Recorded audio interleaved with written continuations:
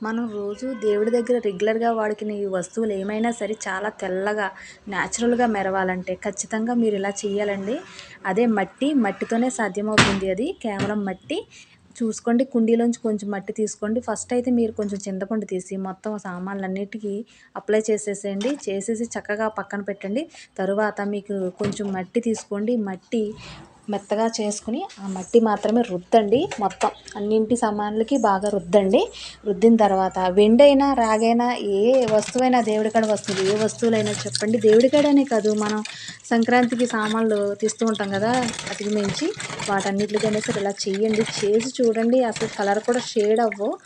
ఎంత బాగుంటాయంటే ఇవి అలా మెరుస్తూనే ఉంటాయి. మనం చింతపండు పెట్టి ఓన్లీ లేకపోయినా నిమ్మ పెడతాం కదండీ, లేకపోతే పీతాంబరి, ఇవేమి పెట్టినా అవి కలర్ షేడ్ అయిపోతాయి. ఇవి అలా కాదండి, చాలా న్యాచురల్‌గా ఉంటాయి. మంచి కలర్‌గా చాలా చక్కగా ఉంటాయి. ఎక్కువ రోజులు ఆ కలర్ అలాగే ఉంటాయి.